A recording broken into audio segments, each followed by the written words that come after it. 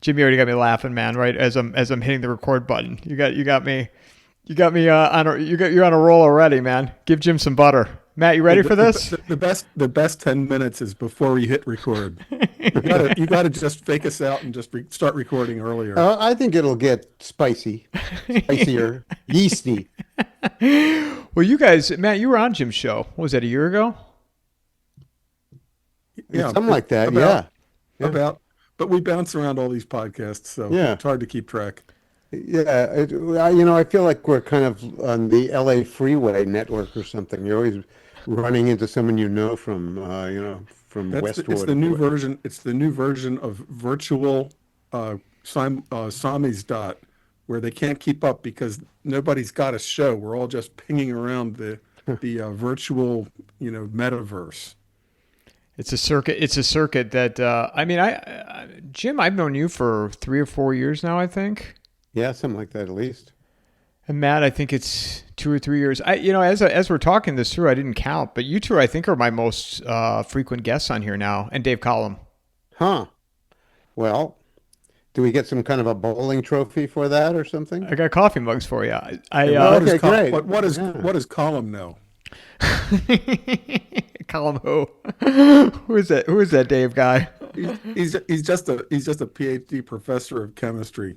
I mean, come on, anybody can do that. I should invite him on this too. This would been a good trio. Maybe next time we'll have have all three of you on. That'd be a little bit of a wrinkle, shake up from Luongo. See, Column doesn't suffer from imposter syndrome like the rest of us. So people that are watching me, I'm on the road. I'm in West Jefferson, North Carolina, at a historic hotel. And behind me is a piano. It's a 7-generation piano that was built in 1843. So I'm visiting a friend down here, and then next weekend I'll be at Jim's house. So maybe we'll record in person a solo episode. Yeah, we can do that. Let me ask you a question. What's it feel like to be out of Arizona? Right now it's great because it's 114, and it was 114 yesterday. So. This is the time of year. Lordy. It just sucks. And so I went and visited a friend in Virginia, and then I'm doing this trip. I'm going to go see Melody Wright in Johnson City, Tennessee in a couple of days. That's the plan. That's a cute little place. I've never been. I'm going to Asheville tomorrow. I've been there. Yeah, I've been to Asheville. I guess Asheville really got banged up in Hurricane Helene. So it may not be Helene, which I spell with 2 L's.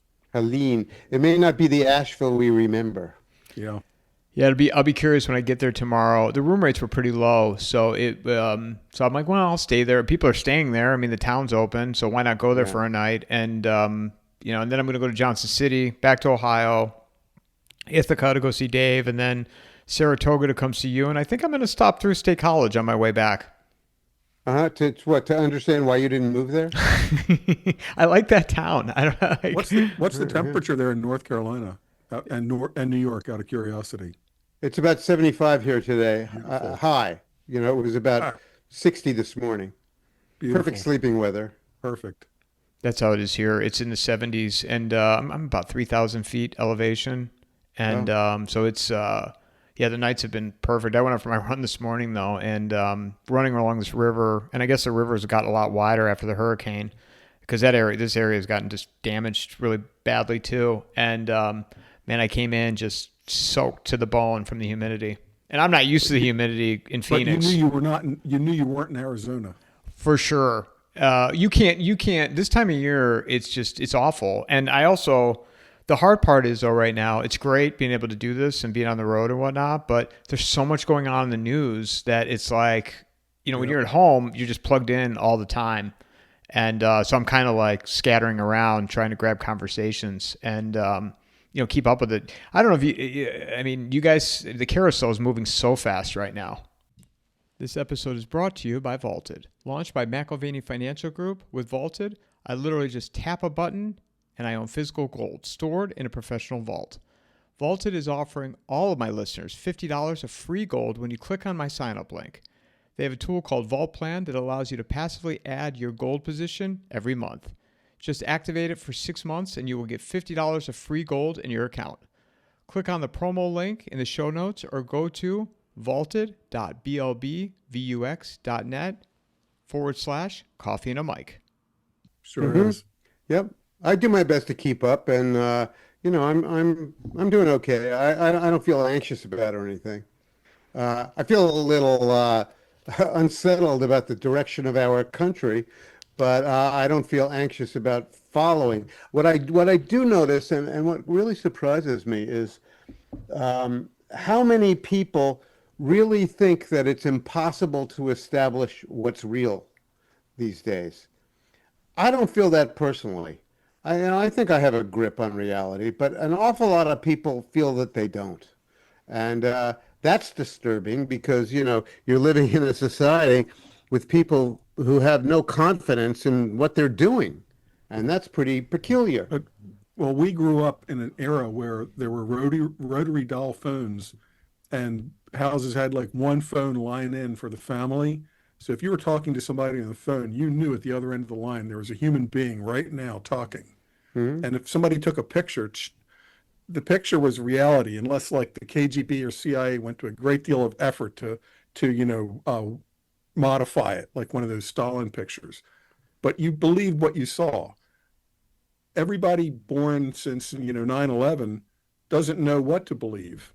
So for just as an example, I'm not trying to sidetrack right now to the Iran-Iraq war, but we take as faith, like here are pictures of missiles hitting Tel Aviv or Tehran, or this is a truck that was launching drones from inside Iran because somebody told us it is. What's a psyop and what's reality is almost impossible to split now. It's almost impossible. So we have an older mindset. We have a mindset of we can believe in reality and we can sort it out. I think people that grew up with a cell phone on their hip, they have no expectation of sorting out reality from fantasy or from some kind of a psyop or a false narrative.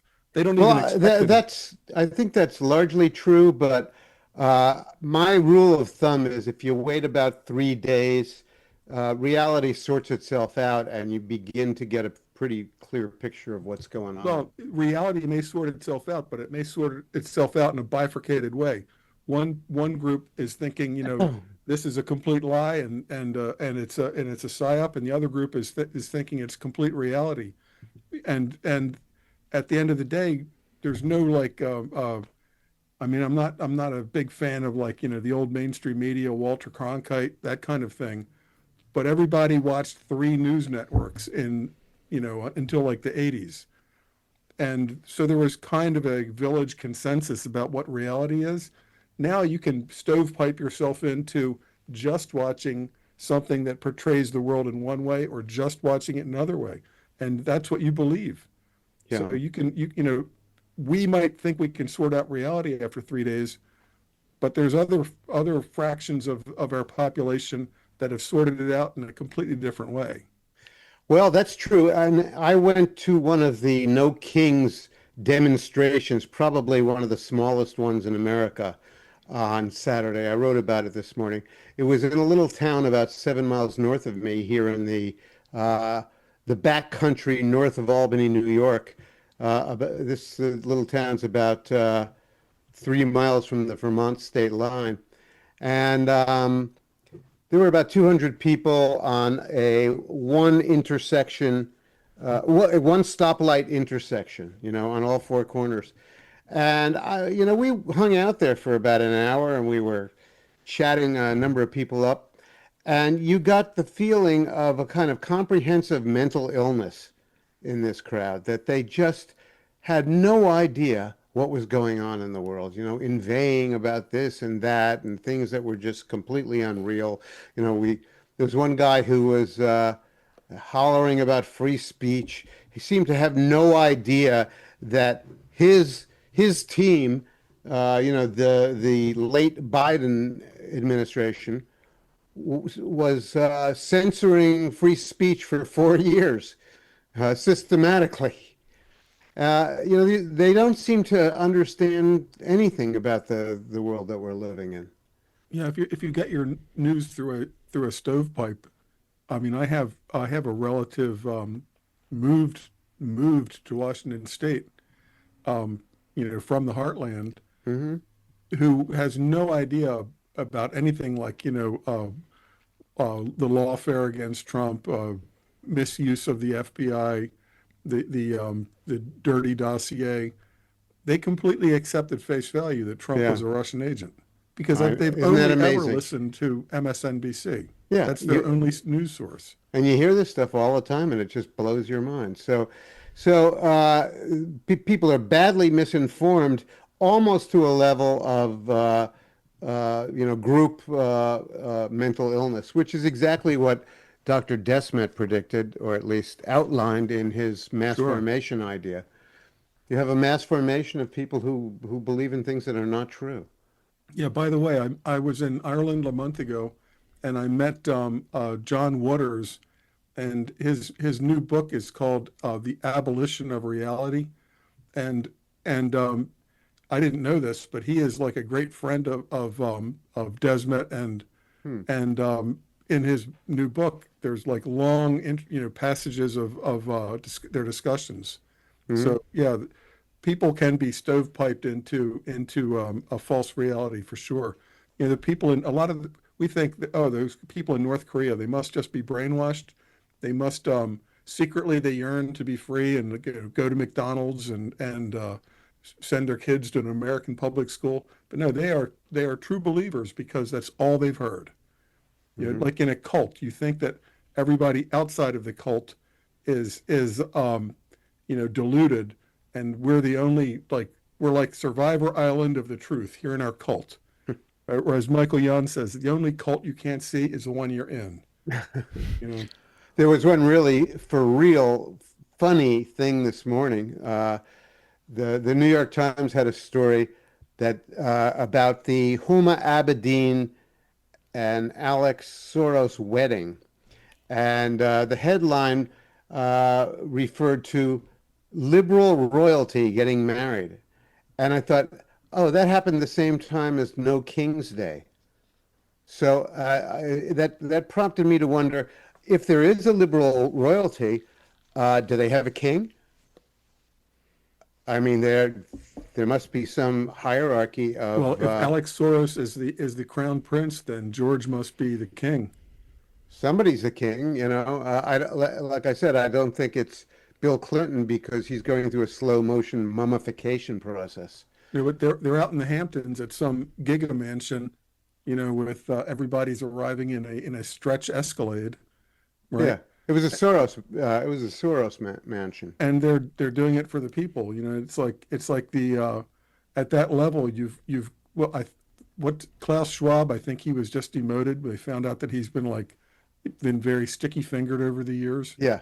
or it was fine. It's not that they found out. It said it was kind of revealed through the Doge that a lot of the USAID money was like being merged with the WEF money and the UN money, and a lot of it wound up with Klaus Schwab. So they had to throw him overboard. But for years, I mean, you can go back 30 years and find pictures of Klaus Schwab and Prince Charles, now King Charles. Uh-huh. They were worried about saving whatever 30 years ago before the global climate warming was even a thing. So at that level, there seems to be it's especially when you talk about Schwab and the WEF, it's like some James Bond villain syndrome where they have to, in the Bilderberg, I think it's going on right now. They have to announce their plans, kind of like the devil. There's a compulsion to say, this is our plan. Bill Gates, I'm going to now, the pandemic didn't work. I'm going to block the sun. I'm going to take over all the farmland and then turn it to nothing, turn it into carbon capture. They have this James Bond villain syndrome where they just can't not admit what they're doing. Yeah, what really surprises me, this is a kind of an impure thought, shall we say, but it surprises me that a lot of these guys are still walking around. That there hasn't been some team, some team of ex-SEAL guys who have some skill at taking people off the game board. Well, Uh, they have terrific security that is those ex tier one operators, and as long as the society is functioning, the EBT and debit cards are all working, people are getting gas, ATMs work, they'll be cashing their paycheck protecting these people, whether mhm. on Kauai or in Tierra del Fuego or South Island, New Zealand. They'll protect these guys while it's a paycheck. But if the thing ever really goes tits up, and there's the last flight has flown, and you're wherever you're going to be, you've gone to your refuge, then the security guys will wipe these guys out, in a week and take And over the take their palace and the stuff. harem. Yeah, they'll inherit the palace and the harem. Well, it's like Yeah. the whole bunker thing. These billionaires building these bunkers, and like, really, if things really get that bad, you think the architects and the people that created those, built those out, they're going to just let you stay here? Why would they do that? They'll just kill you. Zuckerberg has bought half of Kauai to build bunkers and, palaces. Hmm. But does he really expect that nobody's going to just, push a bulldozer full of manure over the ventilator shaft, when you're down there? I Well, oh, go ahead, Jim. I wanted to ask you, what did you think, if anything, was going to occur on Saturday, or either one of you guys? I thought that the plan was to flood the zone with so many demonstrations that it would be that somewhere someone would get killed and they would produce a new George Floyd martyr. And I think that was the aim of it, just have so many of these things that it would be impossible for someone to not make a dreadful blunder, some law enforcement guy, and shoot some, hapless participant or bystander or demonstrator. But it didn't happen. What we did get was one guy showed up with a gun in Salt Lake City and fired it into a crowd and apparently killed one person, perhaps. And that was it. And the news media did not run with that. And I think the guy was an Antifa, and that may be the reason that they didn't run with it. Otherwise, there was nothing. And I But the was, same day there was the Minnesota guy, which we're still like figuring out, Well, two of them. was he a Looney Tunes, Oh. or which team was he shooting for? yeah, Bolter. yeah. Although that it doesn't seem that the Minnesota assassinations were really so much connected with the No King's Day operation. But supposedly he had the like printed little no cans Yeah, things in his car. So yeah. it here's where I am. There's an attempt by all of us to like sort out what is the reality. I mean, what actually happened with this guy in Minnesota? Define it, prove it, convince people of it. At another level, at another level, we'll never sort out what's a psyop from a real narrative anymore. Did somebody put the things in his car? Why was the cowboy hat left pointing in that direction? Everything spins into another conspiracy theory Hmm. until you can't sort out truth from reality anymore.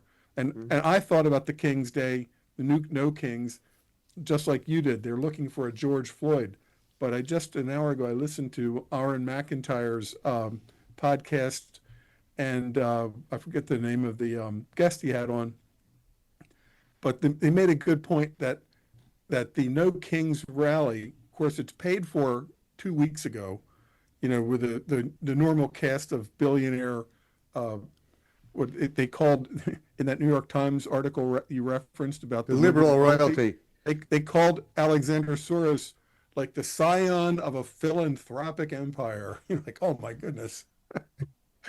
He's like, what? Just a philanthropic empire. You just A long line of people who do good for the for the world. world. So when they plan this, they may just say like, look, we got $100 million to spend on this weekend, and we'll see how it goes. We'll fund the buses. We'll pay for the printers.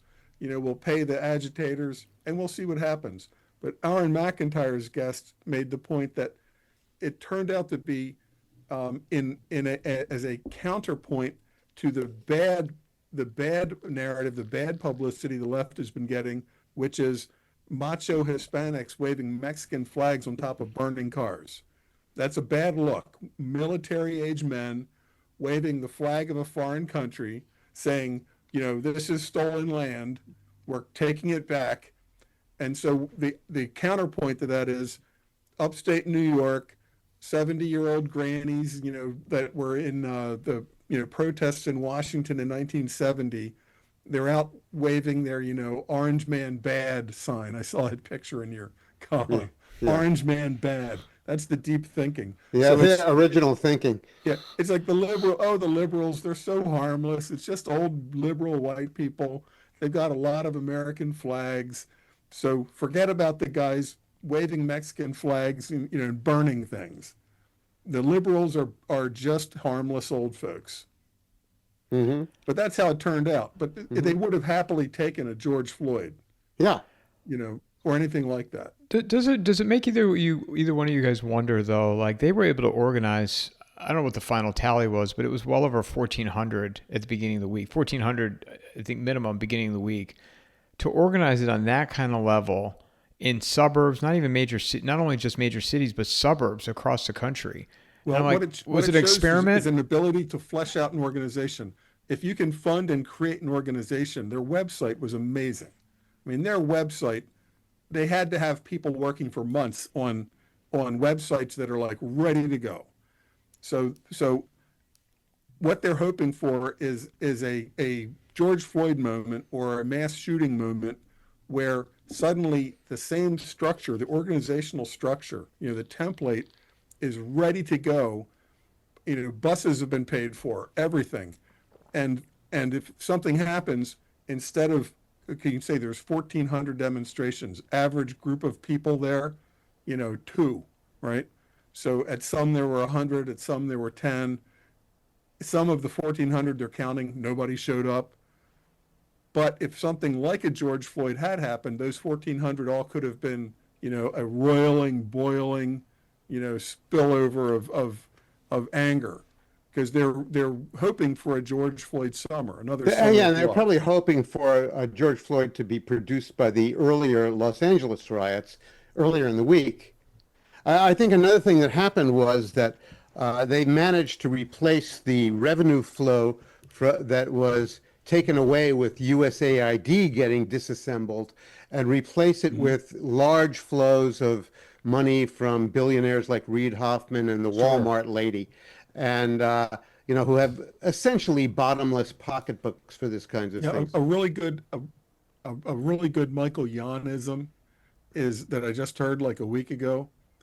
The good thing that came out of Doge exposing USAID is he said, watch where the grass turns brown. Okay, that means their funding is killed and they're extinct. Watch where the grass turns brown and see where the grass is still green. Okay, now you know who to focus on to find their funding. So let me get to back to my point I was trying to make. People really look in wonder and admiration at the organizational abilities of the left and the Democratic Party and all the NGOs that spin off of that asteroid belt of insanity. Belt, yeah. But what they're some big asteroids too. Yeah. But, you have to consider the fact that a lot of these people are just getting paid. They've been getting paid through USAID and that network for the last 10 years. And that was all stopped. But they're still getting paid, and there are a lot of them. So what you have is this army of people who get paid, not a whole lot of money, but they're people who are otherwise, for one reason or another, unemployed or unemployable. Sure. And a lot of them, unfortunately, alas, a lot of them are losers. They're young people who have been very poorly educated, have no job skills, have too many nose rings, are mentally ill, have sexual problems, dysregulated emotions. But they've been getting this paycheck, week after week, month after month, working for, whether it's Antifa or whoever. And this will only work during a Republican administration. with a, as weak as she is, a Pam Bondi or Dan Bongino and FBI, there are laws on the books that, of course, Democrats would never enforce, like the border they never enforced. You can't cross state lines to do a lot of things, right? If you cross state lines to engage in a riot, it's like taking a girl across the state lines to engage in illicit, lewd acts. That's a federal law somewhere, and they'll get like Chuck Berry on it, right? Or what's his name, the piano player? Ray Charles? No, the brother Jerry of Lee Lewis. Jerry Lee Lewis Oh. and his cousin. His 13-year-old cousin. But the evangelist was the cousin of Jerry Lee Lewis. What's his name? Jimmy Swaggart? Jimmy Swaggart. They're like first cousins, playing piano together when they're kids. Yeah. One went one way. They kind of ended up in the same place. But if you cross state lines to do a lot of these things, the feds can pounce. So if you're one of these losers that goes from Colorado to California, to New York to engage in protests, there's a case that they can make. If you're transporting fireworks to throw in riots, when people say fireworks, they're not picturing these things that are like the size of your fist that are meant to go Industrial strength, Right. for like major league ballpark fireworks and Right. stuff. You're supposed to drop it down a A mortar big tube. Right. So it flies in the air. If you just throw it into somebody's car, you'll kill them, right? So if you transport them across state lines for the purposes of throwing it at the feds, they can make a case and put people away in prison forever. And if they make it so unpopular to cross state lines because these Antifa losers are getting locked up because they went from one state to another state to engage in a riot, that you put them away, and suddenly the money that they're paid, the little sinecures, these losers, if you pay them, if you say we're going to put you up in a motel for a week, it could be the Motel 6. To them, it's the palace of all time. They got a clean shower. There's a Denny's next door. They've got a debit card that works for 1 week, right? If all of a sudden that can lead you to being in prison with Bubba, suddenly Antifa's out the window, because if these guys weren't crossing state lines, the turnouts would be minuscule. I do disagree with you that Patel and Bondi and Bongino are weak sisters who are not going to do anything. My view of this is that they are probably working very hard constructing cases Yes. that they have to be very careful about constructing, because they Yes. don't want to bring some weak-ass case to a grand jury. Very right. You're very right. I'm writing about a new book about Ireland troubles in the future, but I'm doing a lot of research and deep reading about Ireland and Northern Ireland. And by the way, I'm curious to hear what you made of that situation and how bad it is. But in Ireland today, Yeah. well, let me just finish that point about making a strong case is very critical. The Brits made a lot of big mistakes, like things that worked in Kenya absolutely blew back 180 degrees when they tried the same tricks in Northern Ireland. They had done things in the Mau Mau War in Kenya. They said, we'll do this in Northern Ireland. We'll have like false flag bombings and blame it on the IRA. That'll be great. Then everybody will hate the IRA. It didn't work. They also did internment without trial. So they said, declare an emergency. We'll do this Saturday night at midnight. We'll declare an emergency. And then 1 minute after midnight, we're going to arrest these 800 Irish people for suspected involvement with the IRA. So they pick up 400 of them. Most of them have nothing to do with the IRA, or it's from like the 1950s. It caused such a reaction against the British that people flocked to join the IRA, official and provisional IRA. So you can't just arrest some mayor in California for making a statement which you're thinking is like inciting a riot. If you do that, it will be a mistake, a huge mistake, like the British doing internment without trial. You have to make a strong case, a really airtight case, before you arrest a mayor, a governor, or other lower level politician. The case has to be really ironclad, because otherwise you're just making a political martyr. And you're going to embarrass the institution that You'll embarrass the institution. You can't do that again, because it like blew back on you that time. So I agree with you. I'm hoping that Patel, Bondi, and Bongino are making these really deep, tough cases. I'm just concerned that 80% of their bureaucracy is still, like stay behind agents working against them. I got to imagine they got rid of an awful lot of them. For example, Harmy Dillon, who was hired, nominated, and approved to be head of the Civil Rights Division at DOJ, and I think 100 lawyers in the Civil Rights Division got canned or resigned or left, and they're not there Yes. anymore. And Yeah. I think that's Yeah, she's probably a awesome. pretty good indication of what may be going on in these Yeah, she's agencies. awesome, and she also has the patience to knit sweaters that take 100 hours. Have you ever seen her? She she gives away and wears sweaters that are obviously like 100, 200-hour sweaters. No. While you're knitting multicolored like Irish cable knits, the brain is really engaged. Your fingers are doing this, but your Yeah. brain is up here. So Sure. yeah, she's an admirable person. Good for her. She's also a beautiful woman.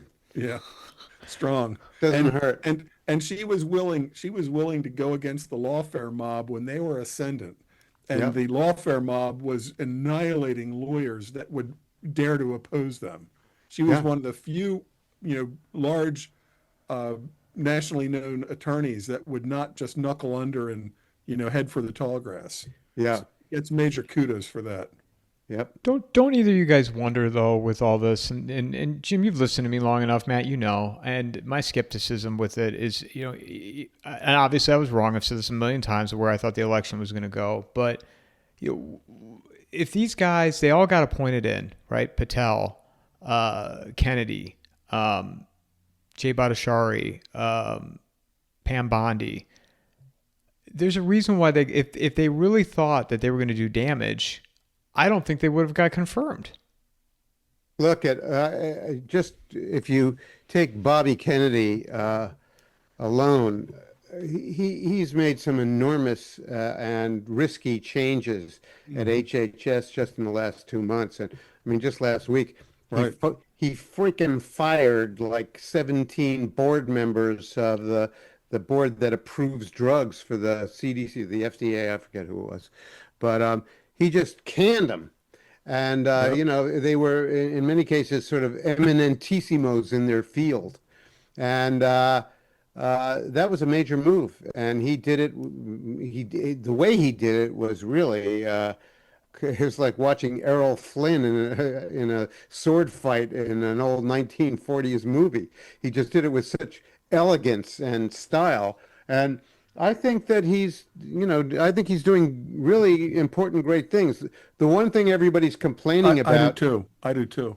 the one thing everybody's complaining about, and I think sort of understandably, is that he didn't just come out all of a sudden, all at once, and say, "Look, we are taking these mRNA vaccines off the market, and we're just not going to offer them at all anymore."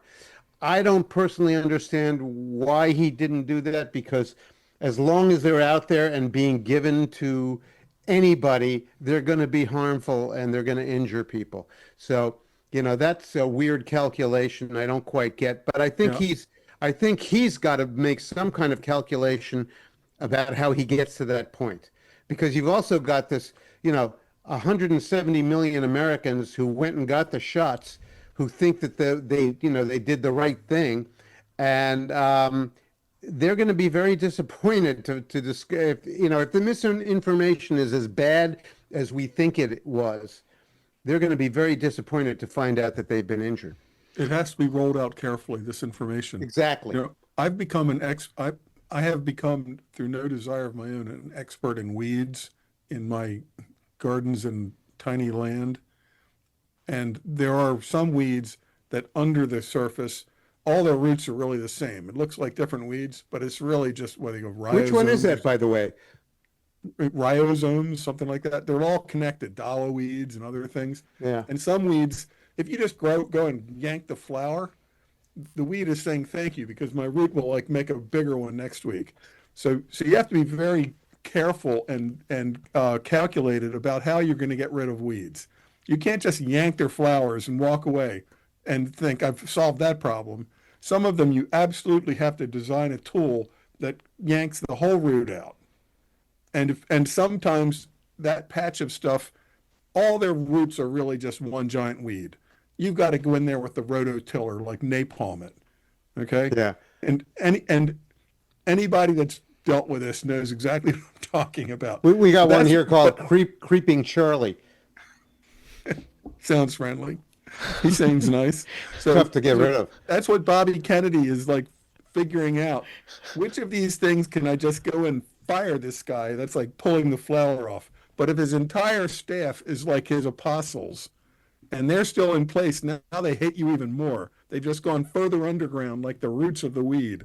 So you have to really look at this like a 3D picture. How do we get not just the flower above the dirt that we see, but all of the roots, which are his allies, within the bureaucracy? How do we get them to either surrender or terminate themselves? Yeah. Well, I'm still curious what you saw in Ireland and what you made of that situation. The stuff that I see in the internet is really depressing. Yeah, number one, I would say absolutely everybody, please fly to Ireland, be a tourist, rent a car, drive around. The country is fantastic, okay? You're not in any danger. It's sort of like somebody saying, don't go to America. I spent 2 days in New York City. I went to Jamaica and the Bronx. I got mugged. Don't go to America, right? I got out of JFK or LaGuardia. My cab driver ripped me off. Don't go to America. America's a huge place. So Ireland's not huge, but 90% of Ireland is untouched, the rural parts. But what they're doing is they're planting plantation in Ireland has a different meaning. Plantation in Ireland is the British, what they call the ascendancy. That's the Brits that just came in after Cromwell and took the place over, right?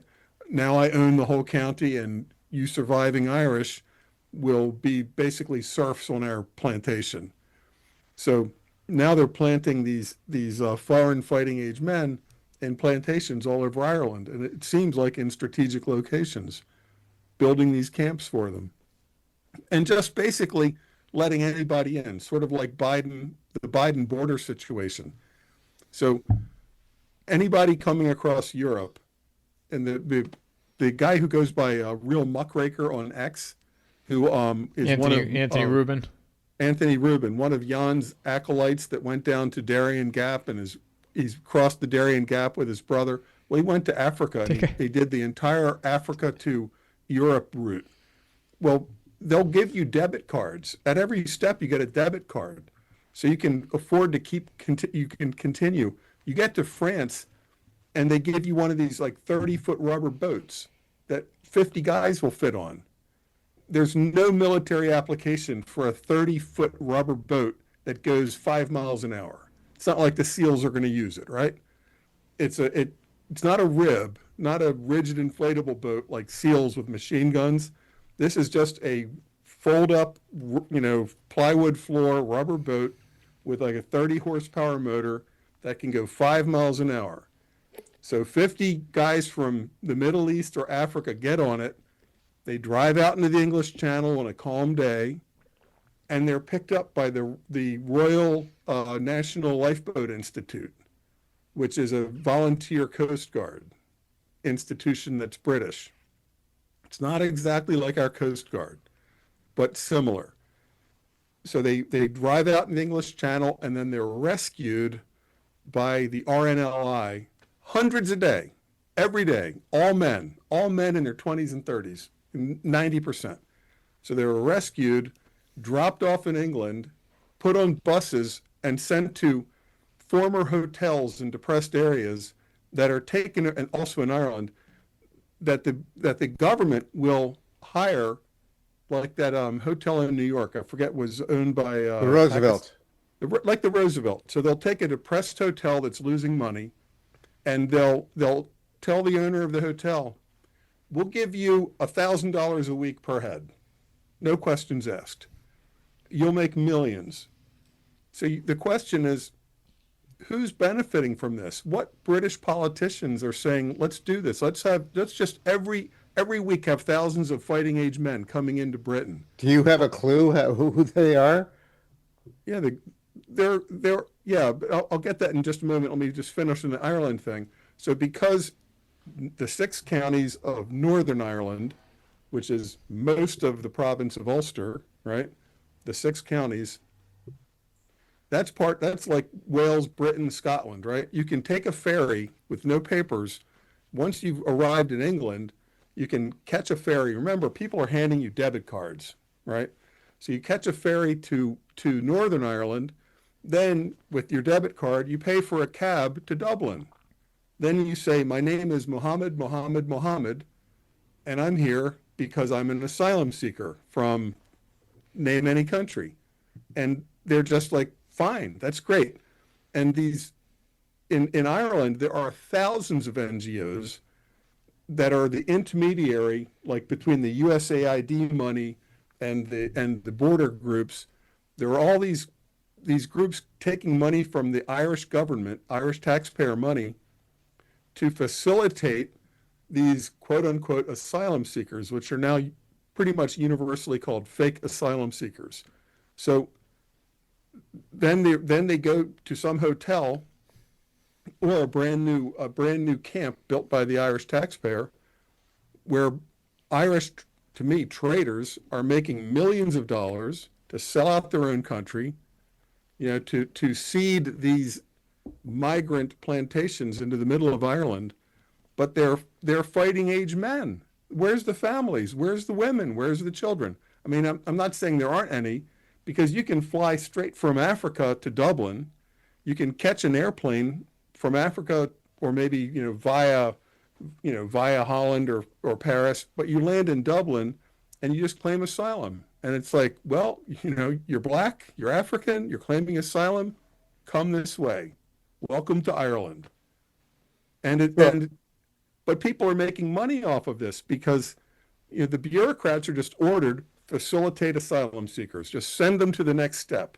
The next step are these NGOs that are that are profiting from this. So Well, you think it would be very noxious to the Irish people. It is, and the bigger presence is in the towns more in the east. So in Dublin, you'll see at a bus stop people wearing hijabs with like 3 little kids that obviously are not Irish, or as they jokingly call them, the new Irish. Like last week was Morocco, this week I'm Irish. So they're on public transportation, downtown areas where there used to be big tourist hotels that are now migrant hotels.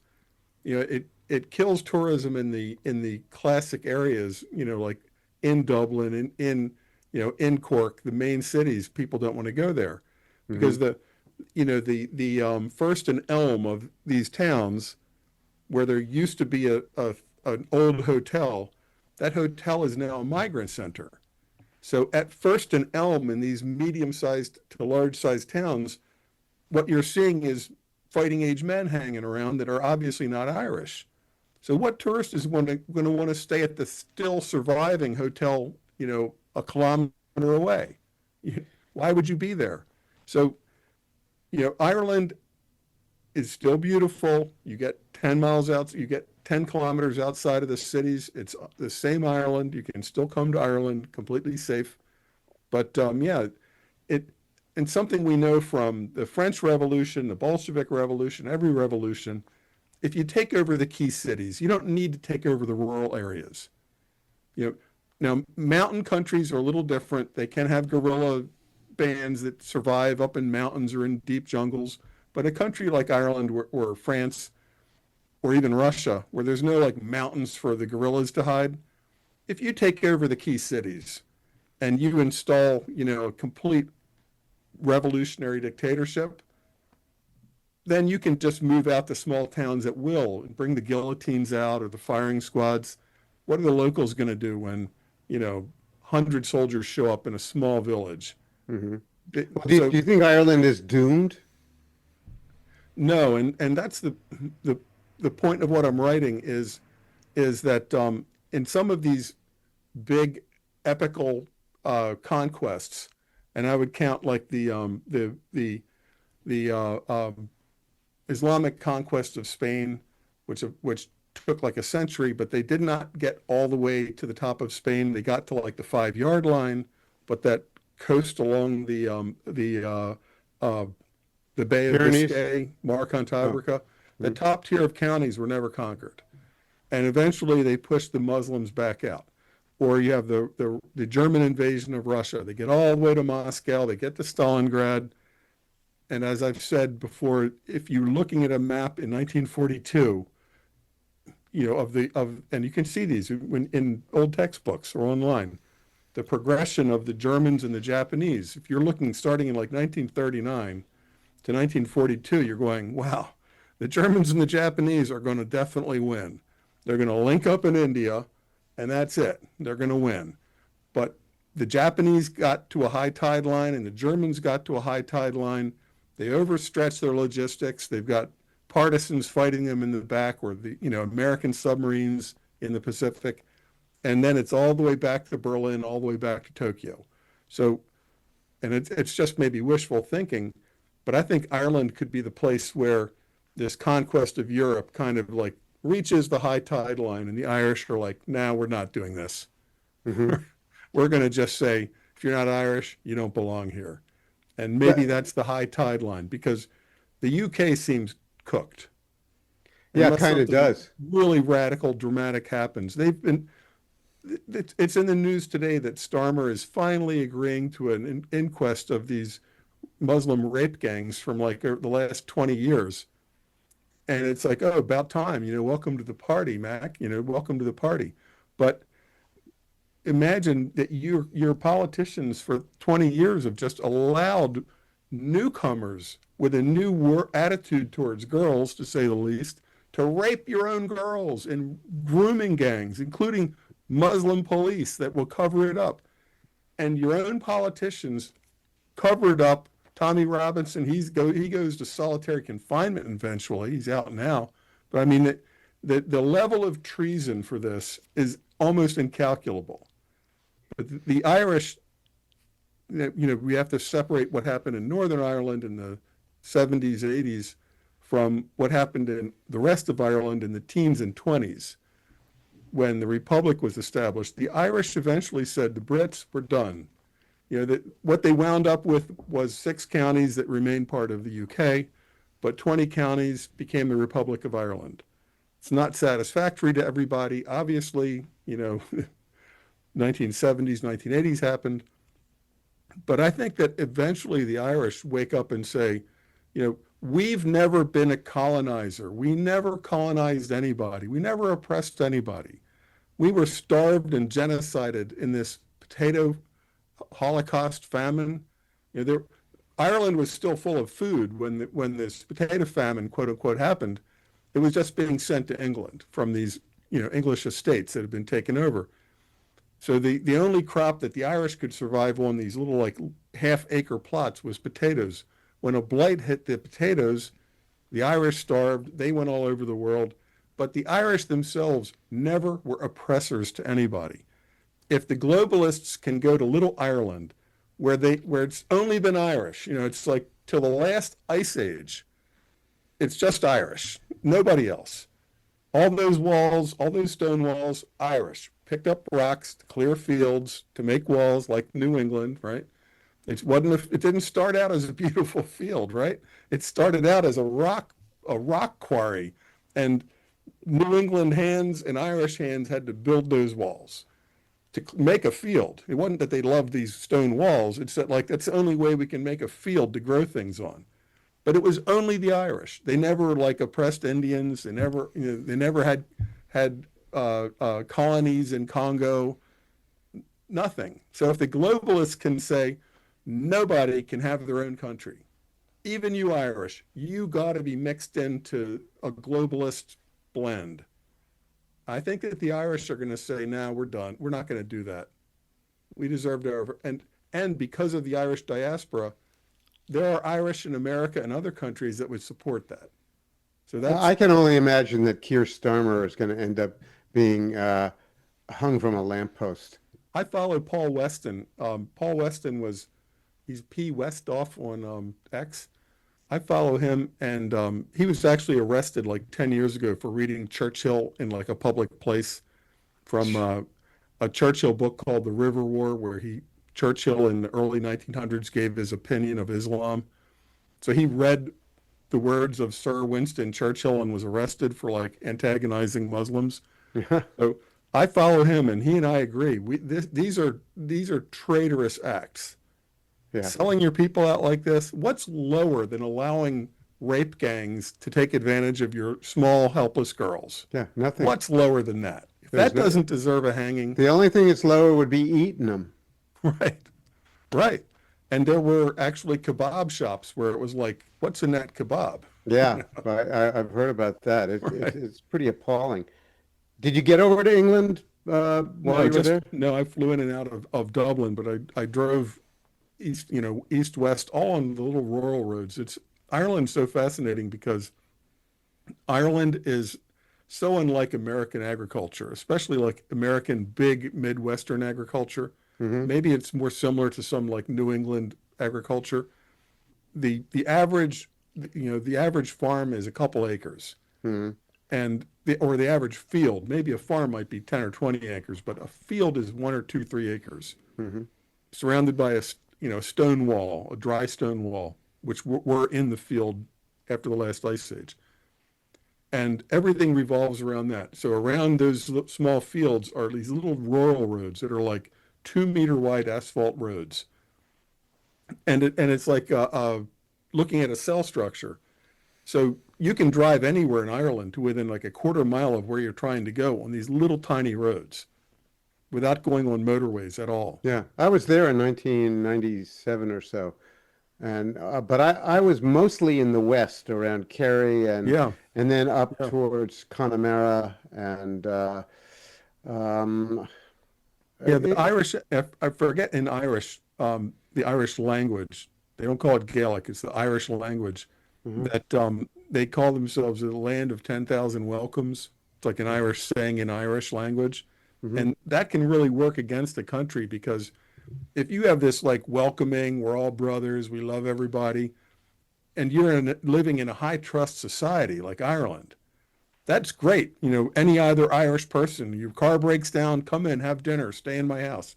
But when you have people coming from no trust, larcenous, thieving societies where children are taught to be pickpockets, murderous, where the children are taught to be pickpockets and by their parents, and that if anything's not nailed down, steal it because that fool should have protected it better. So when these two societies meet, it's like putting piranhas in a tank with goldfish. I mean, it's just murder to put these two kind of societies together. Yeah. Well, I kind of wonder where, like many listeners, I'm sure, are wondering where that kind of thing is going in the United States. And I'm just amazed week after week that the left in America becomes ever more delusional, psychotic, and antagonistic to everybody else, especially people who believe in kind of traditional values. And it's very hard to imagine that we're going to be able to get through this in one piece. Yeah, I don't see 50 states coming through it in one piece. I think that, for example, and I have to separate a few things because, like, if you're in California and you go 20 miles outside of the cities in California, you might as well be in Texas. The culture is Western, rural, but the megapolises of California have such a hold on the state that, short of some, depopulation event, like a supply chain breakdown leading to mass looting, I don't see California ever being subdued by the rest of us. I don't see, a Civil War scenario where the Trumpist army marches in and arrests Newsom and forces all of the commies to surrender. It kind of looks like La Raza is succeeding. Yes, and it's not just La Raza, the race. There are other groups. There's a group that's been in high schools and colleges for like going on 40 years now, called mecha. And Yeah. mecha in Spanish means match, like lighting a cigarette match, Mm-hmm. and fuse, like lighting a cannon fuse. Mm-hmm. And it stands for the student movement, Chicano student movement for Aztlan. And Aztlan is this image of the Southwest being part of a greater Mexico. The actual place that the Aztec people came from when they immigrated to Tenochtitlan in the 1300s. You know what? One thing that people I think are not aware of is how young is how short the Aztec Empire lasted. You know, it was this group of people left the American Southwest, it is theorized, around 1300 and migrated south and discovered this gigantic shallow lake at an elevation of about 6,000 feet in central Mexico. That was Lake Talco, what was it?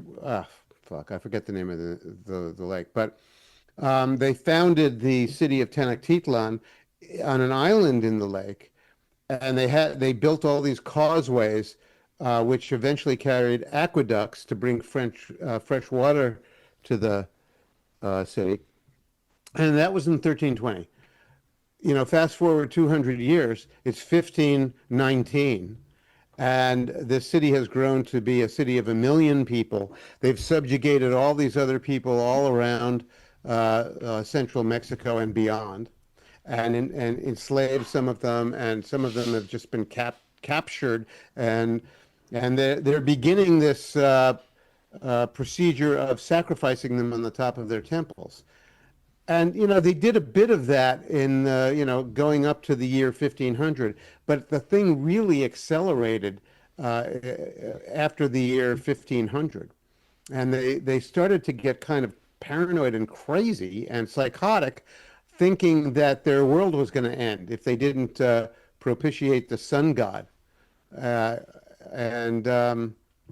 So they started kind of industrial strength human sacrifice. And that was around the time that Cortez landed over in Veracruz and marched west and started accumulating an army of, along with his, 300 to 500 Spaniards. Right.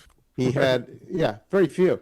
He enlisted all of these Indians along the way who had been subjugated and punished and abused by the Aztecs. Yep. That's and he got to Tenochtitlan. And, he, within 2 years from 1519 to 1521, he overthrew the Aztec Empire. Now, there's some interesting theories about it. Which he couldn't have done with 300 to 500 men. No, he needed was against the Aztlan, the Aztecs. But, there were some very strange things going on. You know, there's a wonderful book from the 1970s called The Origins of Consciousness in the Breakdown of the Bicameral Mind by Julian Jaynes, who was a Princeton psychology professor. And he was trying to account for the development of consciousness in, somewhere around, pre-10,000 BC and going forward. And he came to the conclusion that during this transition from Paleolithic life to something beyond that, human beings began to understand that they began to experience having thought, and they interpreted it as hearing voices in their head. And it took them a while to realize that they were experiencing this thing called thought. And they needed language. They needed language to explain this to their tribesmen. Otherwise, they thought it was unique in their own head. Yeah, what it meant, language had to come at the same time. Yeah, and what it meant was that they needed a much deeper and richer set of metaphors that compose their language to allow them to understand how thought was constructed. But it didn't just happen overnight. And so what Julian Jaynes writes about the Jaynes or James? Jaynes. Jaynes, Julian Jaynes. What he theorizes is that when the Spanish came to the New World, they encountered people who hadn't quite sorted out what thinking was. And so they were able to overcome them rather easily. Now, he mostly focused on the experience of Pizarro and the Incas, which was a similar story, of course, as Right. Cortez and the Aztecs. But one of the features of Aztec war making was they tended not to kill their enemies on the battlefield. They did everything they could to not kill them and to capture them and bring them back to Tenochtitlan for this industrial strength human sacrifice that they were ramping up on their temples. And they were doing it because they thought that their sun god Huitzilopochtli was going to bring an end to the world unless they cut out so many human hearts and offered them up for sacrifice to their god. So the whole exercise was extremely psychotic. And of course, when the Spaniards witnessed, and it really accelerated over the 20 years before Cortez got there. And the men in Cortez's army were absolutely horrified by what they saw going on around them, and it inspired Yeah, them skull racks and all skull that racks gory with stuff. hundreds and thousands of skulls, and it was and the screaming and hollering that was coming from the tops of these temples every night when with the flames and all of this stuff. Yeah, And they would throw the Apocalyptto, bodies down like the the steps. movie Apocalypto. Absolutely. He really got that was an amazing movie. Yes. And think he really got a lot of that right. And they would throw the bodies down the steps. And it said, I think it was the anthropologist Marvin Harris who wrote several books about these kinds of anthropological matters. One of them was called Cannibals and Kings, and I believe that's the one where you discuss the Aztecs. But he theorized that the Aztecs actually ate a lot of their captives ultimately because the city had grown to 1 million people. They had no domestic animals besides geese and rabbits. They did not have cattle. They didn't have anything that could pull a cart. In fact, they did not use the wheel in any of their labors. Everything was carried by human beings, no wheels. So you have this really strange culture, and he theorized that the city had grown so large that they were compelled to eat the bodies of the sacrificial victims because it was the only way they could get protein. Up until that point, one of their major sources of protein, besides rabbits and geese, was harvesting the mosquito larvae in large mats that formed over the top of Lake, whatever the name of the lake was, Lake Chalco or Tlalco. We know now if cannibals tend to not be extremely healthy. Yeah. For one thing, that they suffer from Creutzfeldt-Jakob, like mad cow disease. Creutzfeldt-Jakob syndrome. Yeah, mad cow. The prions in the brain. It's not healthy to eat brain. Don't eat brains. Yeah. Well, anyway, I remember the name of the If you think lake. you're going to be smart by eating your enemy's brains, it may not be a good move. Bad move. It's called Lake Texcoco, I believe. And by the way, it's all gone. But when the Spaniards took over Tenochtitlan and turned it into Mexico City, over the ensuing decades, they drained the shallow lake, which was a vast lake that went on for miles and miles and miles, but it was easily drained. And so that's where the present day Mexico City is.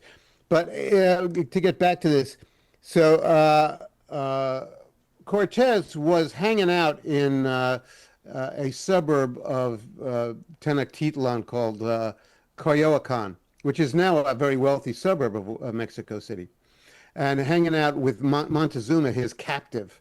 And, he was tossed out of Tenochtitlan for a while. He went back east to the Gulf of Mexico, or the Gulf of America, as they call it now, and sort of got reinforcements because Spain had already established a pretty robust presence in Cuba, and they were sending people over. So he came back with more guys, and then in 1521 they had the final apocalyptic battle of Tenochtitlan and destroyed the Aztec Empire. But So the idea, as Julian Jaynes spells out and as Marvin Harris kind of reinforces, is that you have two civilizations coming into collision. One that is European, that has a system of thought that is well established, and one that is very, very different, however we characterize it, okay? And the part that I found absolutely fascinating about it, and I wrote a chapter in my own book, which was called The City in Mind, Notes on the Urban Condition. I wrote a chapter about Mexico City. What you got in Mexico City was a collision of the insane Aztec Empire and the Spanish Inquisition. Two of the craziest cultures that we know of in human history, that were just outright nuts. Well, the Spanish weren't really like exactly pacifists after kicking the Muslims out of Spain, which took like hundreds of years. Yeah. They were pretty rough. They were a rough crowd. Yeah. A little rough at the edges. Yeah. So, and to me, one of the things that signifies is why, when you go to Mexico, you sometimes observe what appears to be a culture of death, a culture that is a romance with death and the dead. Sure. You know, all of this skull imagery, which, starts with the Aztecs and persists for 500 years. You can't just wipe it out. That's the Yule log becomes the Christmas thing. You have to incorporate some of the old culture. You can't come in and say, we're going to wipe out your old culture and thought process. You're now tabula rasa. We're instituting a new mind process.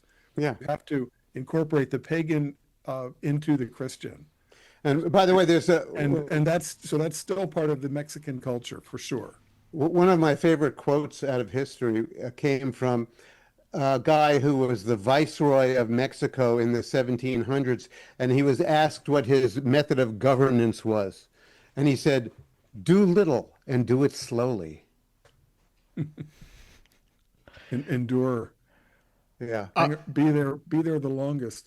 So, it's amazing to think that all of that happened with Cortez in Mexico and Pizarro and the Incas before Michelangelo was even doing his thing. Yeah. It was so long ago. I would recommend the movie Apocalyptto, the Mel Gibson movie, the Blue Man Group going up the pyramid. It's a fantastic movie. I never saw it. And I never saw at it. the end, at the end, they get to the beach, and there's a Spanish ship out there. Spoiler. Right. Yeah. Spoiler. Yeah. Cut that out. But so there's a couple of novels. This has reminded me. Gary Jennings, who passed away a while ago.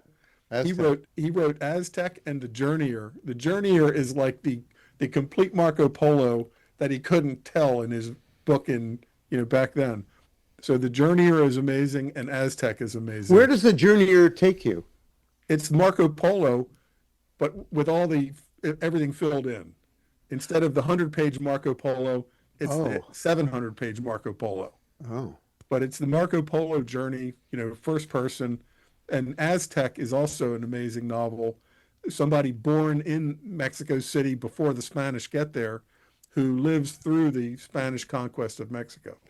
So it's a really terrific novel. The thing that really grabbed me about Apocalyptto was there's a series of scenes in the middle of the movie where what happens is a group of warriors leaves the great city, whether it's Mayan or Aztec, we're never quite sure, and it's never clear, that they leave the great city to go into the jungle to get captives. And they get a bunch of them, including this guy who's the protagonist of the movie. Right. An Indian from the jungle. And they take them back to the great city where they're eventually going to be sacrificed. And in this series of scenes, they travel from the jungle to the edge of the jungle to the edge of the very, very edge of the suburbs of the city, where the forest is being cut down, to the suburbs of the city, which are not like, believe me, they're not like the suburbs of Dallas and Minneapolis. It's just this weird zone in a city of 1 million people, this weird zone of desolation. And you start to see these images of how strangely these people present themselves, including these groups of painted women, who are in well, I don't even know how to describe it, Well, but it's kind of like contemporary Hunger Games area, yeah. where we see that today with our own with our own celebrities, going for the outlandish Hunger Games look. Exactly. And it sort of presents how the well-off and aristocratic people of that culture were living and presenting themselves, and everything about it is more strange than you can possibly imagine. And Mel Gibson imagined it pretty brilliantly. So Yeah. Apocalypto is really a great movie One worth one seeing. of the things that I took away from Apocalypto, which is from the near the beginning of the movie, if you're in your peaceful if you're in your peaceful jungle village or your peaceful American suburb, and all of a sudden terrified people are running through your village going, run, they're coming, run away, they're coming. Don't stand around like, what, are they all crazy? They're running through your village in terror for a reason. Yeah. And you're about to be captured by people catchers. And another thing that is reminded from this conversation, when I lived in San Diego, I went on a field trip with my daughter in grade school to a museum out on the end of San Diego's Point Loma, where there's a Juan Cabrillo museum. So Juan Cabrillo was like a Lewis and Clark in one man. In the middle of the 1500s, he was commissioned to go to the west of this new Spain, Mexico, just straight west of Mexico City, and go north and explore this new continent or whatever it was. And they built 100-foot ships from the jungle, sails, blocks, ropes, iron. To make iron tools, they had samples of ore. They would show the Indians. You would always bring, just like Lewis and Clark, you always bring some Indians along that can translate to the next Indians. Each tribe is close enough linguistically, so you always have people that can translate for the next tribe. So they show them flax samples to make sails. What do you have that looks kind of like this, like the prototype flax seed or flax fiber? And the Indians go, it's like this thing we have, or iron ore. They made all their own iron tools, saws. Wow. They made their own ships. The only things that came from Spain were a little swivel gun, a pintle gun, and an astrolabe, which was like a proto-sextant for latitudes. Mm-hmm. Everything else they could build in the jungle. So imagine what we've lost as a people.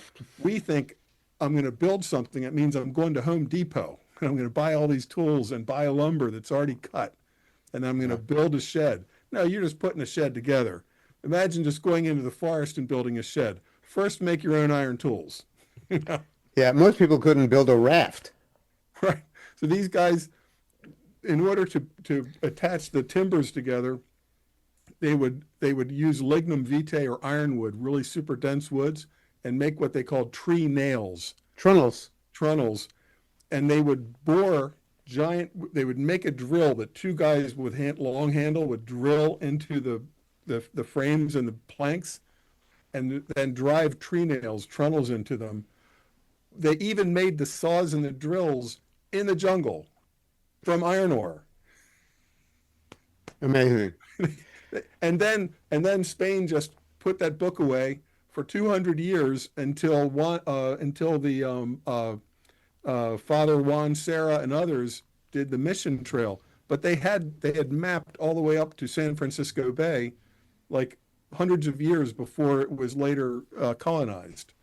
Yeah, there are some. That's like sending somebody to Mars and just saying, when you get to Mars, build the rest of it. And they did. There are some very, very strange stories about the Spanish explorers. They're just mind-boggling. One of the things that I know from my own experience, basic steel, mild steel, gets rusty and turns rusty, but you can polish it. It's shiny silver when it's brand new. You can polish it, and it's like molten silver. That their helmets, when they got to Spain, in the movies, because of what's left over in old museums, you picture a Spanish helmet. It's some rusty old thing, a Cortez type helmet. But in fact, according to a lot of the descriptions written at that time, soldiers were responsible to keep that thing polished. Like it's like your sword and your helmet are going to be shining and gleaming at inspection in the morning. And if you don't, if it's not, you're going to get your ass kicked, right? Because, you know, if you just with minimal polishing every day, the steel will stay shiny silver. So these 300 or 400 conquistadors on horses, which the natives have never seen, have on their heads something that's gleaming like mercury in the sun. So they're obvious, and they have steel tools. They didn't have muskets even, the crossbows and swords. But that was so much better than their obsidian, you know, knives and axes. I think they had the arquebus. Is that how you say it? It's a primitive matchlock rifle. Coming in, but it was basically still at the crossbow era. And they had war dogs, you know, they were very hardcore people. Do you know the story of Cababa Devaka? In New Mexico? Well, he's shipwrecked in Florida, and his crew is massacred, and there's only like 3 of these guys left. And one of them is a black slave named Esteban. They have nothing, and they commence to walk to what is now present-day Colorado, I believe, or New Mexico. Over a period of 2 years, they walk there, and the way they manage it is by persuading the Indians along the way that they're magicians, and performing somehow, you know, feats that astound the natives. And they were especially astounded by Esteban, the black slave, who they'd never seen, you know, a Negro before. And unfortunately, Esteban was killed somewhere west of the Mississippi River in some altercation that they had with one particular tribe. But these 2 guys are left, and they're marching south now through the desert somewhere in New Mexico, Arizona. And after 2 years, they see some of their own countrymen, you know, finally, and they're rescued. But I mean, imagine this ordeal of... Yeah, it's like the Vikings met Vikings, and the semi-cheesy and pretty good TV show from a few years ago called The Vikings. Vikings met Vikings in the Mediterranean and the Black Sea that had come through Russia and had come through Gibraltar. Wow. You know, the Vikings like met countrymen that had been out from Scandinavia years, that had gone all the way like down the Volga and through the Mediterranean, and then met other Vikings. But you can only imagine Vikings had maybe they did get to Minnesota, places like that, but they're just like lost expeditions. Yeah. You know, Well, there was a myth or a fable for centuries in America that there was a group of Welsh Indians living somewhere in the interior. And in fact, Thomas Jefferson, when he gave Lewis and Clark their instructions, told them to look for this group of Indians. They were supposedly the descendants of a Welsh king named Medoc. And when they got to the Mandan villages, and they discovered that a lot of the Mandans or not a lot, but some of the Mandans had fair hair and blue eyes. Sure. You know, they thought that they had discovered the Welsh, the lost Welsh. Yeah, and when you read about the experiences of some of the people on the Lewis and Clark expedition, when they winter over with them, the young men have a very nice time because, and a lot of isolated tribes, they have this like genetic input imperative.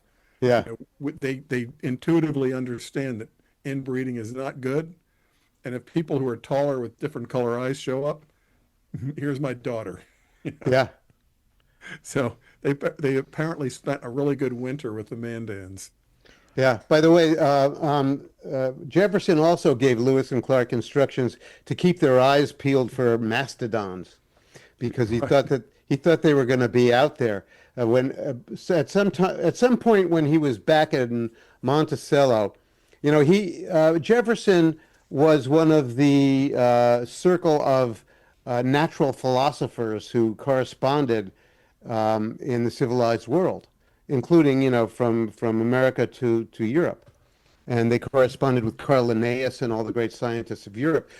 And at one point, a farmer brought Jefferson a box of bones, and Jefferson examined them, and they were large bones of a large animal. And he came to the conclusion that they were a giant lion. And this was also the great age of taxonomy, when people sort of got a brownie point for naming a new species that was found. So Jefferson named this skeleton. He named the animal that it came from Megalonyx, or giant lion, and he published a paper on it in one of the natural philosophy journals of the day.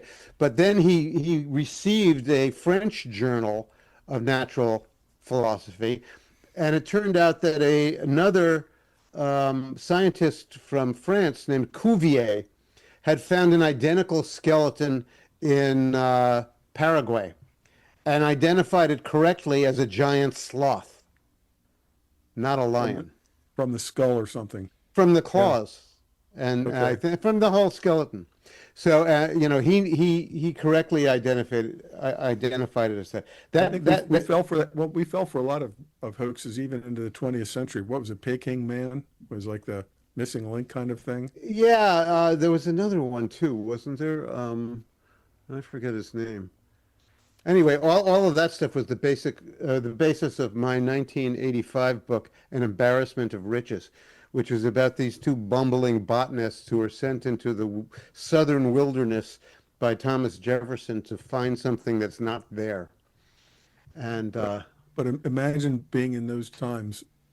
That's exactly what I tried to do. Imagine being in those times.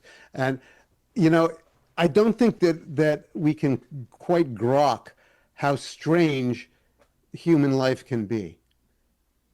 But mastering going back to the conquest of the Aztecs and a superior mind ability to think, essentially. I forget the name of this guy. His name begins with H, like Hector Hedges. He's like considered one of the fathers of AI. He came out with the analogy that AI is like a really cute tiger cub, and it's really great. It's like you should want to show all your friends this really cute tiger cub. But when it's 300 pounds that wants to eat you, it might be a problem. So you better be careful. Yeah. But then he said, tigers, forget, that's easy. Tigers, elephants, we put them in cages, we shoot them because our minds are better. But what we're doing is unleashing something with a better mind, that can synthesize all the knowledge of every book, every human experience forever, and will be in the position of kindergarten children with like a third grade level teacher who can always trick us. Because if this thing is thinking at a teacher level and we're kindergarten kids, they'll offer longer nap times, more playground time, candy, and you'll just dominate these people. So the father of AI, I forget his name, starts with an H.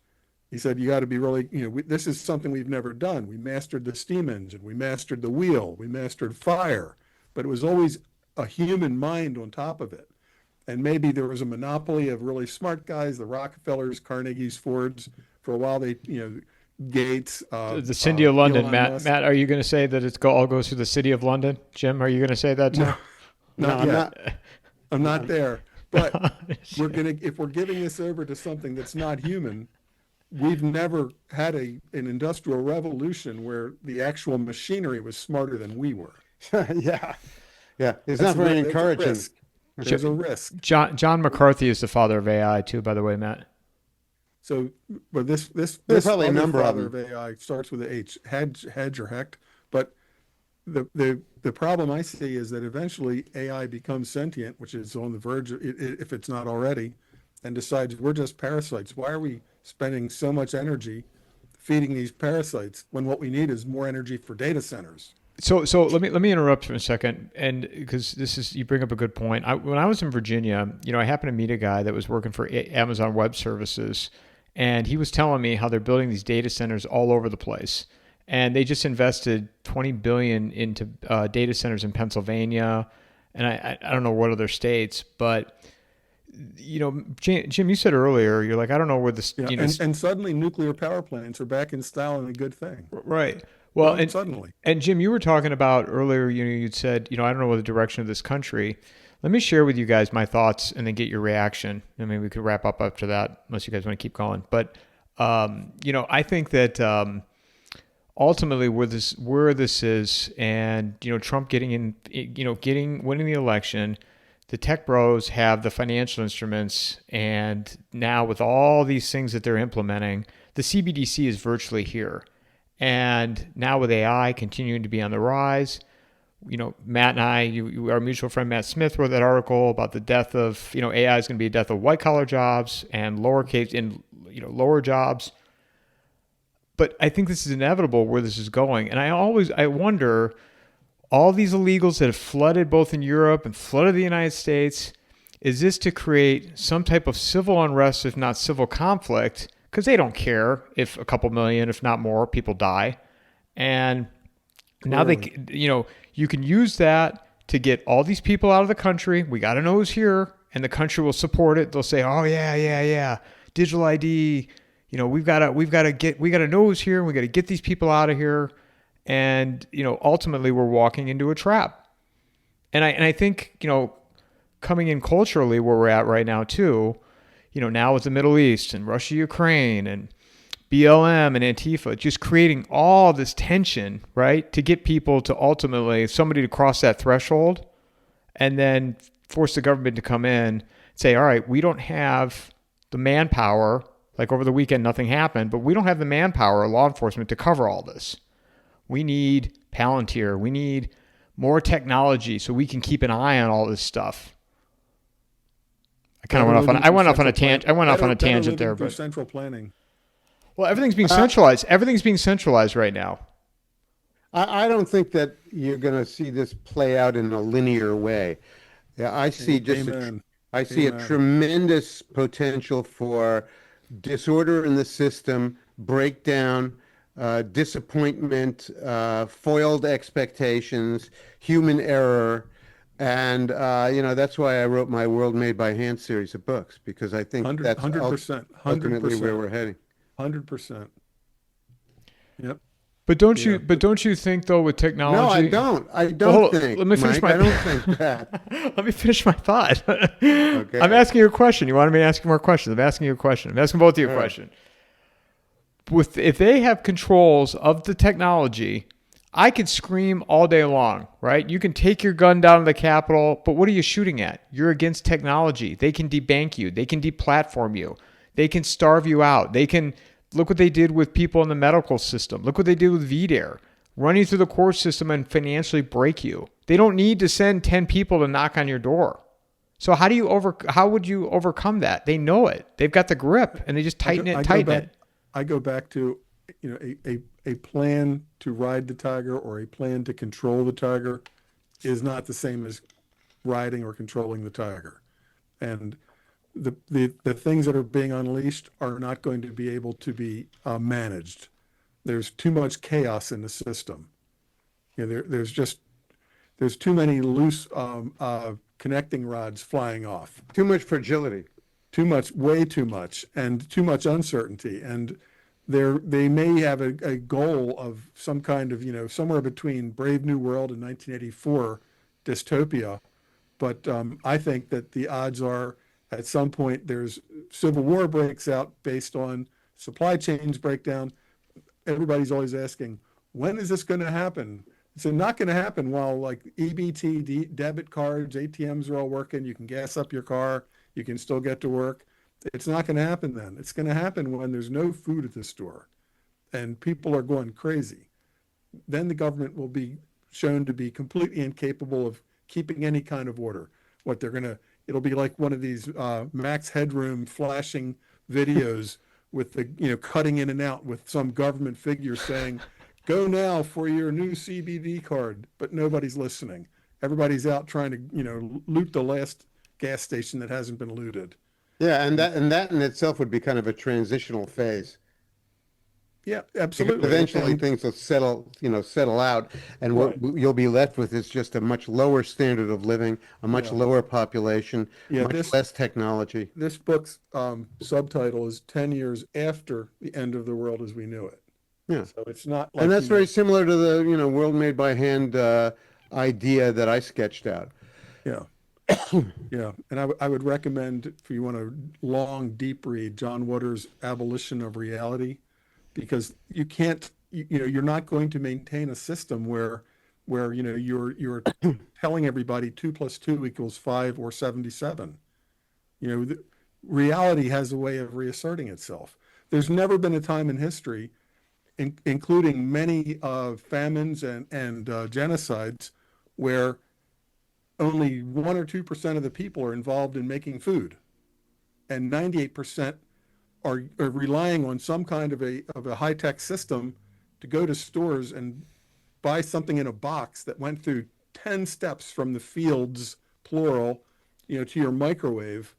And that's how an entire society is fed, from an incredibly complex society or supply chain system. If that breaks down, how many people, and I always say, how much food grows in your zip code, right in your zip code? How much food? If your zip code was cut off from the world, what would it look like in a month? No, nothing coming into the Walmart, nothing coming into your supermarket. We've never had an experiment where we're relying on this entire system to function. And I always use the example of a watch. You can drill a tiny little hole through the watch, and you hit one sprocket, the whole watch stops. The whole thing stops. So we have many enemies around the world, and we haven't even touched on the whole Iran Israel thing, but the cartels hate us. The people that want us to be part of Mexico again hate us. The commies hate us. Some Chinese, some Russians hate us. People that their parents were deported hate us. The Canadians. Everybody, there's a lot. We live in a glass mansion. I say we live in a glass mansion. We should be really protecting our glass mansion and not making more enemies. Because when you have a situation where you have so many enemies, it's like the Agatha Christie novel. I forget if it's Murder on the Orient Express or 10 Little Indians. Everybody hated the guy that was killed, right? Everybody had a motive. So it makes it much easier for somebody that hates us to do something, because they can do it and not even be blamed for it. They can do it. The Iranians could do it and blame it on the cartels, or vice versa. So we're in a situation where anybody could attack the grid, start fires all over our cities. Just what we saw in California is very easy to do on purpose. You can do that in the middle of a riot. Let's cut down the grid. Let's start fires around our cities. Very simple to do. I think in France, like a couple weeks ago, we saw a big power line go down. It cut out like a quarter of France's power. Spain. We saw what happened. Spain, Portugal. Is that what you're talking about? The Spain. No, it was in France. Oh. But we saw in Spain, the wind turbines didn't work. The wind stopped and Spain's grid went down. So we're in a very fragile situation, and we do not have the robust kind of system where, even in the last depression, I think it was like 20% of Americans worked on farms, which meant when the depression hit, a lot of the relatives of people who lived on farms could move to the farm temporarily. This is a big safety valve. Who knows anybody that actually grows things on a farm anymore? 90% of our food comes from out of state. Well, I think yeah. If power goes out, yeah, it's a whole new ball game. But as long as technology is still up online, excuse me, yeah, buy Bitcoin. That's the Bitcoin in the city of London, right? In the city of London. Yeah, get your stable coin. It's going to be merged with Bitcoin. It'll be great. No, it's we're in a very fragile situation, and it won't even matter which fuse hits the dry bundle first. There's all these fuses where our economic system is on life support. The end of the, John Maynard Keynes, in the long run, we're all dead. Well, it's the long run. Here we are. It's how long can you keep doing this fractional reserve, thin air? Yeah, money? Mike, you're talking to Melody Wright soon, aren't you? Yeah, hopefully we'll do one in person on Wednesday. Yeah, she's she's going all Apocalyptto on the housing situation. Yeah, real estate. When I talk to her, it'll be interesting when I talk to her Wednesday, because I think back to my conversation with Paul Craig Roberts, where he said, the debt doesn't matter because we're the world's reserve currency. So whether it's 37 trillion or 370 trillion, I don't know. I thought it was interesting because he's like, the problem is when you have other countries like Russia, for example, when we confiscated all their money and then they start looking for alternative systems, hence BRICS, and the dollar is no longer the world's reserve currency. But as long as the dollar continues, he's like, yeah, you and I can't spend money like that because we don't have the reserve currency, but the government does. So they can keep this thing going. Here we are stirring the pot, cruising towards like, let's trigger something that closes down the Strait of Hormuz and takes 20% of the world's oil off the market. Well, all of these, we're like roller skating in a dynamite factory. But don't you think though, sometimes with all this, like in talking to the Middle East, and then we can wrap up, but like, you think the world's on the brink, and I've fallen for this, many a times, and maybe it's just because it always feels like we're on the cliff, and then we just keep limping along. Like you got Russia, Ukraine, you got the Middle East that's escalated, but yet it simmers down then too, right? Like it just. I don't know. It's like we've seen this movie so many times. Yeah, there's a old saying in economics. It's like what is it? Bulls and pigs get slaughtered. Anyway, yeah. There's no bull market that can't go a little further. And I'm mixing all of my cliches, but yeah, eventually, what do they say? Your ability to stay solvent might not last as long as the market's ability to be irrational. So we're all in uncharted territory. But I go back to, there's never been a time in history where 90% of our food comes from 1,000 miles away. That's new, okay? That's a new situation. If that system breaks down, stuff goes haywire, and it can break down for a lot of reasons. A solar flare, an EMP attack, a grid attack, a new pandemic. That supply chain breaks down. We're all kind of on life support because our food does not grow where we live. And to assume, like the Bitcoin proponents, oh no, this technology is always going to last. It's permanent. Bitcoin's been around for what, 15 years? That means it's going to last forever. Well, that's the same thing with our electrical grid. How can you assume it's going to always be around? Without the electrical grid, all the supply chains break down. The businesses do not have a paper backup. In our lifetime, Jim and I, companies working on a 60 or 90-day revolving credit, human beings picked up a phone and called another human being at another point in the supply chain or at another company, and they made deals on the phone.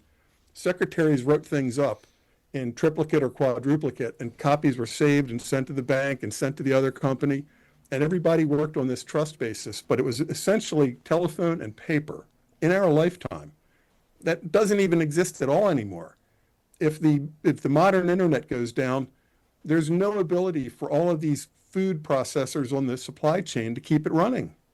There is no paper backup. There is no, like, I know the guy on the phone, I'll call him and he'll just keep it running like it did last week.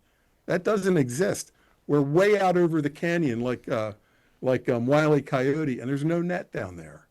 We're just assuming all these technical miracles will happen forever, without any break. Mr. Doom and Gloom here. Oh, me or you? All of us. Oh. I like Jim's not doom and gloom. I'm cheerful. Yeah. One day you're talking to Paul Craig Roberts. The next day you're talking to Martin Armstrong or us plebes. So it's no wonder why your show's Marty's a little nervous. Yeah. I haven't watched his interviews from last week, but I mean, I don't know. He doesn't seem, to me, he doesn't seem pessimistic.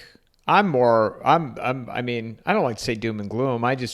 You got to get out of Phoenix. I am. I'm out of Phoenix right now. I'm in North Carolina. I know, but you got to find a new crib, You got to find a place where rain rain your comes flag. out. You got to find a place where rain comes out of the sky and green things grow out of the dirt. There you go. That ain't Phoenix. We got to do this again, guys. We didn't even get to touch on Middle East, but that could take another hour. Yeah. Yeah, that's what I saw Jim's That's changing countdown. so fast. That's changing so fast. Today's show could be obsolete tomorrow. Well, I don't know about you, Matt, but I'm going to go about 20 steps outside the front door to my garden and pull tonight's dinner out of the ground.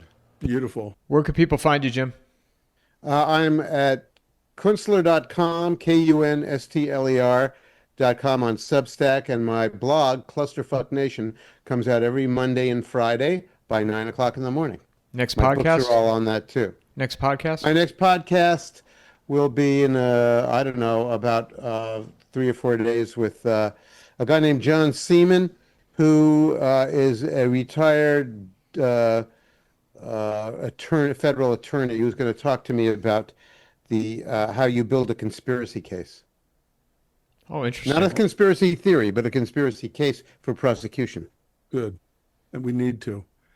So Matt? I'm under my own name on Twitter X, and I just did a Substack today called Beware the Incoming False Flag or Green Flag Operation. Because I think that there are people that will stop at nothing to get us involved in a direct war with Iran, and I would recommend Syriana Analysis by Kevork Almassian, who lived in Syria until recently.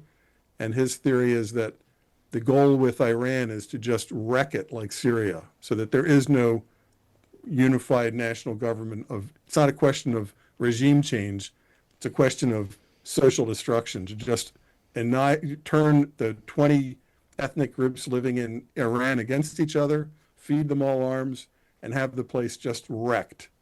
No longer a national threat, just wrecked. So it's not a question of regime change. It's a question of social and national destruction using the Libya and Syria model. Yikes. Yeah. Guys, thank you so much for doing this. We have to do this again. And You're I look welcome. forward to, Jim, I look forward to seeing you next week. Yeah, And great. Matt, I'm sure it won't be that long before, either one of you, I'm sure it won't be that long before we talk again. You're getting email on the road, aren't you? Yeah. Okay. I'll resend you a map of my locality so that you know where things are once you get here. You can get to the town, but once you get to the town, you might need some help. What's the temperature there now? Probably about 70 degrees. You want me to bring you anything from, We have organic air conditioning here in the Hudson Valley. do you want me to bring you Beautiful. anything from Cleveland? You want you want the No, but water I'm from gonna have Lake to Erie? I'm going to have to lay in a side of beef for you, I think. You don't want anything from Cleveland Lake Perch or anything, or deep fried Oreos? No, negative. Don't need them. A Cleveland Indians ball cap. Yeah, there you go. Thanks, Yeah. guys. Mic drop. Bye-bye, everybody.